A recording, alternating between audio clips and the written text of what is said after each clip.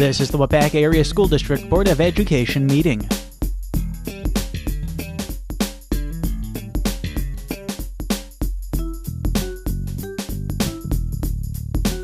I have no particular comments to start this out with. Based on the agenda, I don't believe it'll be an incredibly long meeting. I do appreciate everyone's time and making a position in their schedule as you usually do, so thank you very much. With that, we will start with the pledge, and Steve, have I picked on you lately for that? If you would, please. I pledge allegiance to the flag of the United States of America and to the republic for which it stands, one nation, under God, indivisible, with liberty and justice for all. Thank you very much.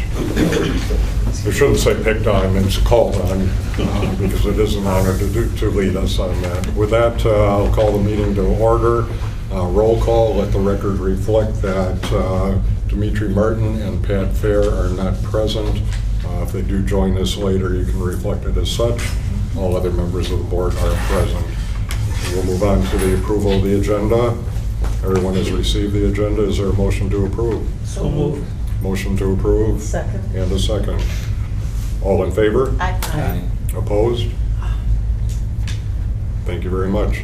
We'll move on to public comment. Is there any public comment?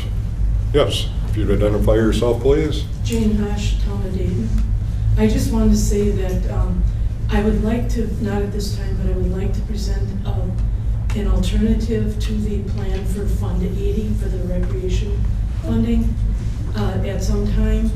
I think the plan might be more acceptable to the towns than what's being proposed now. So I just wanted to let you know that, and that's all I came for. Okay, thank you. Okay? Thanks. Can I ask one thing? It's got to be pretty limited since it's not on the agenda. We really can't. I know it's very, very limited. About the ATV thing. Oh. I know I'm a little concerned about that, and maybe we could, when we talk about that, if we could talk about the ATV and the implications Are you of talking about the town, because that has nothing to do with what I just said. what you're talking about? Okay. No. Because I thought you were involved in that issue as well. No, I'm not. I live in the town of Okay, Dayton. then we'll leave that for another time. I'll talk to you Yeah. about it. Okay, That's something else. all right. Okay. Thank you. If you want to send that to us, that would be fine. It won't be immediate. I just wanted to That's let you fine. know that there is something. Okay, very good, thank you. I appreciate it. Any other public comment for this evening? Very well, move on to approval of the minutes. We'll start with the July 10, 2018 regular board meeting. I move approval. Motion to approve, is there a second? I'll second. Motion and second. Are there any discussion, corrections, questions? There being none, all in favor? Aye. Opposed? Thank you. The next would be the August 7th, 2018 special board meeting. Make a motion we approve. Motion to approve Second. and a second. Any discussion, corrections, questions? All in favor? Aye. Opposed? Thank you. Next item is communications. You have in your board packet a thank you note from a 2018 graduate, Brett Hankey, just thanking everybody for the appreciation that he received by receiving the Waupaca Employee Scholarship. He will be attending Minnesota State University of Mankato and pursuing a degree in manufacturing engineering. Very good. And Brett took the programming logic controller course here last year in his senior year, and that is part of that manufacturing engineering vein of coursework he had to take, so that helped him a little bit on his way. Very good. So are you taking credit then for? No, I'm telling Brett, I'm giving him credit. Okay, all right. Great opportunity. We provide students is the bottom line, right? Yeah. And when they take advantage of it, who knows what can happen. Okay, next section is school board reports on meetings attended. Did any, I know this is the off season, however, Sandy, you have been very busy with charter. Were there any meetings attended that anyone would like to report? You know, at some point, I'd like to meet to talk about some of the things that I've learned at the charter school workshops, and just remind people that they are online now, that in a a setting called Buzz. If you go to the wrccs.org website and look under professional development, there is a Buzz section where you can access courses at any time of night or day. Okay. And with that, obviously, any additional information that we can garner is beneficial, but we have satisfied the requirements. For the authorizer portion. For the authorizer of that, portion. yes. Very good. Okay. Anything else on meetings attended? Very well. Any school visits? Okay. Along the line of a school visit, if I could ask just for a real basic, how is the construction looking? Shane? Yes. It's coming along. It'll be working day and night to be ready for school, but it's very exciting. And we'll get there. Carpeting is coming this week. Pardon? Carpeting is coming this week. Excellent. So should I wait until the carpeting is down, or before or after the carpeting? You can do before and after. Okay. Why didn't you Excellent. mention the open house? Yes, we will have an open house Monday, the 27th, 5 to 7. And at that time, will be self-guided tours, free hot dogs, and a movie playing with interviews with all of the new teachers for the charter school. For those of you who don't know, there's a multitude of walls knocked down and new doors put in, and a new health room down in the first floor. The second floor is track lighting across one big open space. There is new charter school furniture as well. Gymnasium, the ceilings were painted, and the stage was redone, and the old sound system out of the high school was moved into the chain gymnasium, and the baseboards were redone. And there's a and Joe Syrio, I don't know how to pronounce him, but he's been absolutely wonderful. He's basically painted the whole gym, or the up and floors and tiles been laid, and the lockers been repainted all blue, and there's some new lockers coming in. It's quite different look than it has been before, so it's been quite a process. Okay, so spoiler alert, don't go any further. Let us discover it upon our own. Very good, thank you. Upcoming meetings? So back to school with our staff. We'll be doing a staff cookout, which is a little bit of a change of pace from the staff breakfast on the 29th. Looking forward to great learning with our staff as we get back into that theme of here comes the kids the following week. So that'll be the 29th. Of course, September 4th is the first day of school across the district. Obviously we've had summer school classes going on. We've had the high school survivor course going on. We have a Link crew going on. So lots of things going on with students before then, but that's the official first day. And of course, sports and activities have started as well. All right, and our next regular board meeting, September 11th, 5:15. September 11th, 5:15. Okay, very good. Anything else on upcoming meetings or other activities that anybody would choose to mention? We do have the new teacher orientation on August 20. It's next week, Monday, Tuesday, Wednesday, and Thursday. Okay. We're excited to have them join us, and we have mentors that we did some mentor training with this past Friday. They're excited to get in and working with our new teachers as well. Do they each have a mentor? How's that work? Yeah, for the most part, but Mhm. this year we're fortunate in our hiring process to hire new to the district teachers, not necessarily new to the profession teachers. Mhm. Therefore, their needs are a little bit different than if they were Mhm. brand new. Mhm. So in some instances, you may have one staff member to 2 or 3 new staff members. But Okay. for the most part, it's a 1-to-1 or even sometimes a 2-to-1 ratio, depending on the staff member, what their needs would be and Uh-huh. where they're at. Uh-huh. Okay. Cool. Very good. Okay, that moves us on to the committee meetings. There was a board workshop on July 31st. Attending that were the members of the board as well as various guests.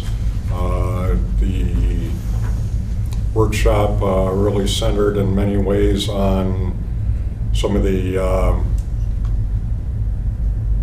extracurriculars. Mr. Jensen and Ms. Biechendorf presented process of planning to study what the offerings are in our athletics and co-curriculars and try to get the board's feeling with regard to priorities. In essence, a SWOT analysis, not that she used as SWOT, meaning challenges as opposed to threats. The same process had been done with a number of other groups prior to the meeting with the board to include community business leaders and others. I think it was an interesting exercise. We then moved into a section on the professional educator compensation discussion. And that was the bulk of the workshop. Nothing was decided at that time. It could not have been labeled a workshop if it was. So, any questions on that? Probably not, since you were there. Okay, we'll move on to administrator's section. So the first one is the phishing memo, again, which you received in the board packet, and that's really about the district ensuring we keep an eye on student safety, especially of data and security, especially when we're talking cybersecurity. You've all received, except Steve, who doesn't utilize email, right? You're right. Those emails that look like they're from a reputable source trying to gather information or plant the virus or whatever the case would be. And so part of our cybersecurity efforts and with our Teach grant that we received is really working with companies to send quote-unquote security phishing emails to our staff just to see where we're at as far as a strength of knowledge in terms of, are we opening every email that's sent to us, or is there some learning that can happen through this, which is ideally the outcome of this process. So when we work with these outside agencies to test our data security and cybersecurity and network security, just part of that process is that human factor, and hopeful that our staff doesn't open that wrong email. And so one way of teaching and training them is through these phishing protocols, so to speak. So we just kind of wanted to bring this to your attention, that you would know that that's part of that Teach grant, and that's part of a testing of our network, is that we'll be they'll be sending out phishing type emails to our staff to see how strong is our staff at recognizing a potentially harmful email. Since everyone else here also has waupacaschools.org email address, Right. you might also be on the watch. Who knows, we may actually have our addresses pulled in on the phishing. It's serious stuff. We do it at the business I'm involved in very frequently, and it's just something to keep everyone on their toes. It can look like it's coming from inside the organization, or it can look like it's coming from outside of the organization. We've all gotten them at home in our personal emails, and hopefully everyone has learned to be very mindful of what the address is that it's coming from, to try to see the legitimacy of the email. Can I ask a question? Is this going to be, is there going to be training related to using your phone also for retrieving email? Is that an issue? And because sometimes you have to open them to delete them depending on your phone system. Yeah, I don't know about that part of it, because Yeah. depending on your phone and your platform the app that you use to read your emails, whether you get it forwarded or not, or combined with a different, I think that's a whole nother gamut. I think it's just a wide variety. So the focus is really computers. Right, and digital citizenship for adults too. It's good reminders. Yeah. This isn't to play gotcha with anything. This is just good reminders and good solid teaching. It's a good question, though, as to whether or not you have quote-unquote security emails or not, and you're accessing them on either your Android or your iOS. Mark, do you have any? Yeah, well, Heaven's phishing always catches my wife by surprise, so I'm always the person who unhooks the fish. I think this is all legit. I mean, this goes back to when we first set up our first email server here in 1992, when we had to set up security, and that was me. I was the security guy. Mm-hmm. But I think this is all great. It's just that last paragraph. When it says, when our staff returns in August, we will inform them that there may be phishing attempts made by an outsource. So I just question about when the outsource makes this phishing attempt and somebody goes down hook, line, and sinker with that phishing attempt, then what does this outsource do with that information? That I can't answer. I mean, Steve would be better positioned to answer that. But again, it's not meant to be I got you. So I think it's probably more of, I would hope it'd be more of a training and reminder to say, please be more careful in reading your emails or in that sort of stuff. So I take it, the information that they're collecting is more in the nature of metadata, and they're finding out how many times people fall for this and not attach names to it. It's just like, we made 1,000 attempts and 10 people. I can't tell you what they're going to do specifically with this. What many businesses do is, if you click on the link, something will pop up saying, don't do you that. just got hit, or you just got caught, or whatever. This was a phishing demonstration. But it will also report back who had that, so that if you end up with people that have multiple times, you can counsel them. Yeah, it's staff training essentially, right? So. And who would be counseling them? The outsource group, or would it be the administration? I don't know how this has been set up specifically. I can't tell you that. I would have to ask, but I can tell you what. I would like to know the answer. Okay, I can tell you what. Could you perhaps look into that, please, Sure. for us? I can tell you what many businesses do, and that is, it'll pop up saying, this was a phishing. And we do have something like that right now. And it will also report our back. firewall that blocks, and we know when we get blocked from a site, because everybody gets blocked all the time because of mainly where that information is being hosted, not necessarily the information itself. Most frequently, these companies will not be the ones that do the counseling with the employee that has multiple phishing things that will be done in-house. I'd just be curious to see how that will work out. Okay. So you'll find out a little more for us on that? Okay. Next item, academic standards memo. Yep, and I understand that this wasn't attached the last time, so I apologize for that. This is kind of our standard protocol of notification as far as the standards that we use here in the school district of Waupaca. I've changed it from a little bit expanded to what has been presented in years past. What was presented in years past was the original memo that you had seen last month. Some of the language was updated from year to year, but it was essentially the same. So what I did is I did a little more research for what others do, and obviously elaborated on that and included those links and more documentation there for the standards. Now, if I recall right, the last time it had the first page, but not the second was the issue, so you got halfway there. Right.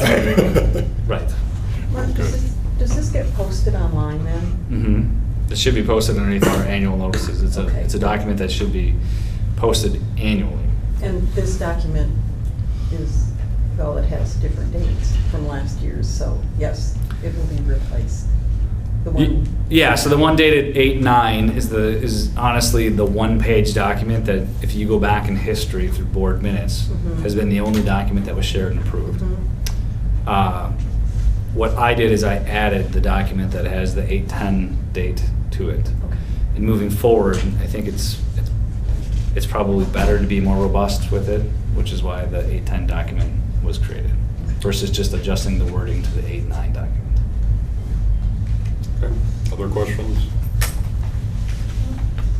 I Very move good. approval of the proposed notice of the student academic standards that are in effect for the 2018-19 school year, as attached with the date of August 14, 2018, in the board's packet or supplemental materials for this meeting. All pursuant to section 120.12, parent 13, parent B, and section 118.30, parent 1G, parent A of the state statutes. Second. Okay. I apologize if I don't read that entire motion back. There's a motion to adopt pursuant to 18.30 per N 1G per N A per 1 and 120.12 per N 13.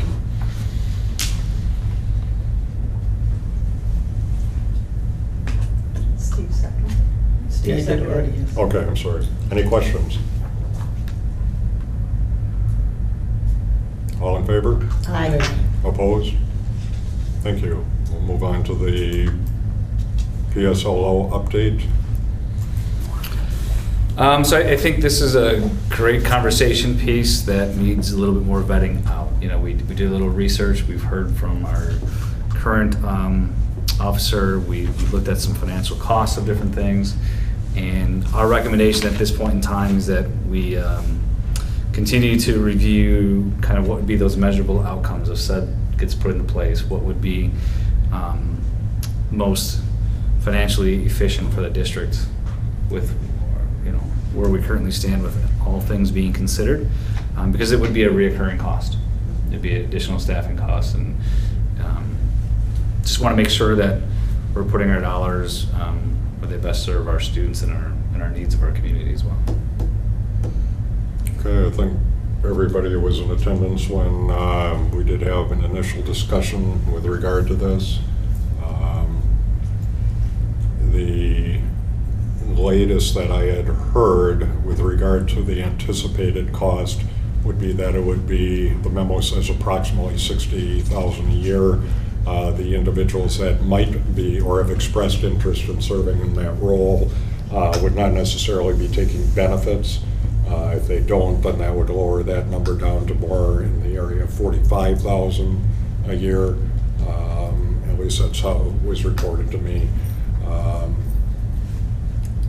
Obviously, there was concern raised in the original presentation with regard to this, with how we're spread out. We have obviously our campus in 3 distinct locations with 4 very distinctive buildings, which is different than in many schools where things are in a tighter radius, which presents some challenges for our current liaison. There is the possibility, based on resources, that if we don't bring one on, that they will be taking a more reactive position with regard to items that would normally involve citation rather than addressing items that do not. And also, as you heard in that original presentation, there is the hope that if we move forward with an additional liaison, that they could be more proactive rather than reactive. Apparently last year, the 6-day DARE course was done in approximately 1 day. So we have to be cognizant of some of those things as to how proactive we can or can't be, while being mindful of our budget, obviously. I will offer my own personal opinion, and that is we have an obligation to our students to provide an excellent education and safety. How you measure both of those, everybody could potentially argue. At no time can you have enough coverage at any public facility to necessarily keep something from happening, but it's the reaction time if something does and how much that may mitigate the potential damage that's caused if someone were to be on campus. So I just throw that out there. We do not need to take action. The administration is indicating that they would like to do some more research as to the cost effectiveness, but I just wanted to give you that brief update after having been approached by someone from the city. So at this point, this position is not included in the 18-19 budget? That'd be correct. Not in that budget snapshot. Got it.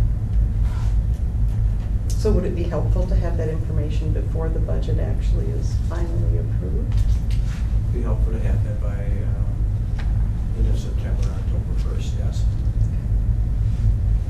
Yeah, if we're anticipating doing something, we certainly should have our decision prior to the budget, so that it can be budgeted for, yes.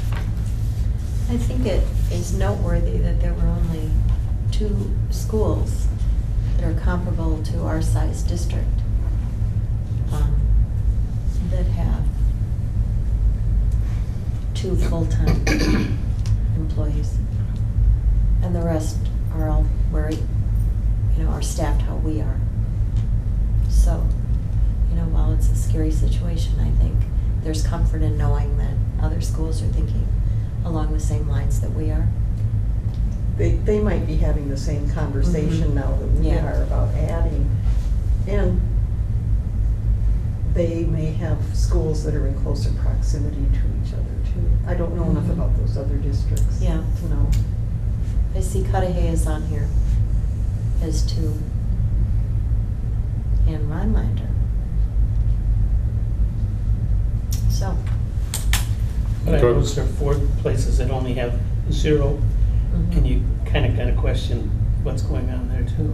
Mhm. I think there's so many factors that go into it, whether it's size, whether it's student Right. population, it could be proximity to a local policing station Mhm. too. Mhm. Mm-hmm. I mean, here we're serviced by we service how many different communities and, sheriffs responding versus just a city enforcement responding. Mhm. Okay, so more to come on that, unless does anyone else have comment, or since it was on the agenda, there could be a motion as well if somebody chooses, but at this point, the administration is holding. Nothing else? Okay, very good. Was this, quite honestly and surprisingly, to the consent agenda? Everyone I'd move approval of the consent agenda. move to approve the consent agenda. Is there a second? Second. Motion and second, and it'll be a roll call. Can I make one comment?